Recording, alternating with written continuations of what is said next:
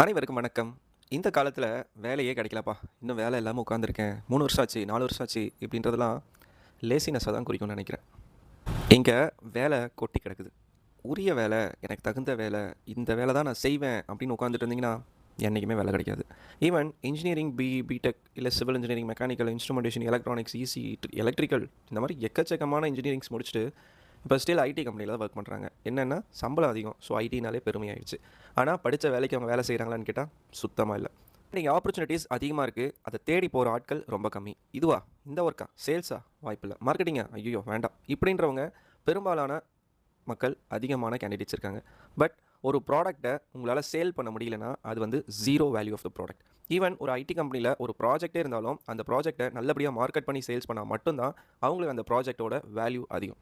அந்த ப்ராஜெக்ட் சரியாக ஒர்க் ஆகலை, சரியாக ப்ரொமோட் பண்ணல, சரியாக மார்க்கெட் பண்ணல அப்படின்னாலும் உங்களுக்கு ஜீரோ தாங்க அந்த ப்ராஜெக்ட். இந்த உலகம் இயங்குற வரைக்கும், இந்த உலகம் இருக்கிற வரைக்கும் சேல்ஸ் அண்ட் மார்க்கெட்டிங் இங்கே எக்ஸிஸ்டில் இருந்துக்கிட்டே இருக்கும். எப்பயுமே எப்பயுமே எப்பயுமே அண்ட் எப்பயுமே வேல்யூ குறையாத ஒரு டிபார்ட்மெண்ட் என்னன்னு பார்த்தீங்கன்னாலும் அது சேல்ஸ் அண்ட் மார்க்கெட்டிங் மட்டும்தான். அண்ட் ஒரே ஒரு சின்ன ஸ்டோரி மட்டும் நான் சொல்லி முடிக்கிறேன். ஒரு இட்லி கடை ஒரு அம்மா ஒருத்தவங்க இட்லி ஊற்றிட்டு இருக்கும்போது ஒரு ஐடி கம்பெனி எம்ப்ளாயி அங்கே சாப்பிட வந்தவங்க ரொம்ப ஒரு மாதிரி ஃபீல் பண்ணி உட்காந்துட்டு சாப்பிட்டுட்டு இருந்ததை பார்த்துட்டு அந்த அக்கா கேட்குறாங்க, என்னப்பா ஆச்சு? ஏன்னா ரெகுலராக அவங்க அந்த பையனை பார்க்குறாங்க. என்ன தம்பி ஆச்சு, ஒரு மாதிரி இன்னைக்கு கவலையாக உட்காந்துருக்கே அப்படின்னு கேட்குறாங்க. அவர் சொல்கிறாரு, அந்த ஐடி எம்ப்ளாயி, இஎம்ஐலாம் இருக்குங்கக்கா, முடிக்க முடியல, என்ன பண்ணுறதுன்னு தெரியல, அடிஷ்னலாக ஏதாவது ஒர்க் போகலாமா, பார்ட் டைம் ஏதாவது பண்ணலாமான்னு யோசிச்சுக்கிட்டு இருக்கேன்க்கா, என்ன பண்ணுறதுன்னு தெரியலங்க்கா அப்படின்னு அவங்க சொல்ல, அந்த அக்கா ஒரே ஒரு பதில் மட்டும்தான் சொன்னாங்க. நான் உனக்கு ஒரு யோசனை சொல்லவா தம்பி அப்படின்றாங்க. உடனே அந்த தம்பி சிரிச்சுக்கிட்டு, நீங்கள் என்னக்கா சொல்ல போகிறீங்க, விடுங்கக்கா, இந்த மாதிரி ஏதாவது ஒரு கடையை போடு தம்பின்னு உயிர் போகிறீங்க, வேற என்னக்கா சொல்ல போகிறீங்க அப்படின்னு அசால்ட்டாக அந்த பையன் சொல்ல, அந்த அக்கா ஒரே ஒரு பதிலை சொன்னாங்க அந்த பையன்கிட்ட.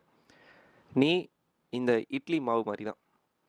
இந்த இட்லி மாவு ஒரு கரண்டி எடுத்து நான் இட்லி ஊற்றினா இவ்வளோதான் உன்னோட அளவு, இவ்வளோதான் உன்னால் முடியும், இதுக்கு மேலே உன்னால் முடியாதுன்னு நினச்சினா நீ இட்லியாக தான் இருப்ப.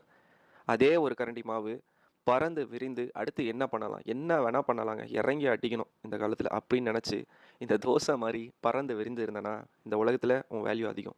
அதே ஒரு கரண்டி இட்லி 10 ரூபாக்கும் அதே ஒரு கரண்டி மாவு 40 ரூபாய்க்கும் விற்கும் போது உங்களுக்கு அந்த சேஞ்ச் புரியுதுன்னு நினைக்கிறேன். இவ்வளோதாங்க வாழ்க்கை.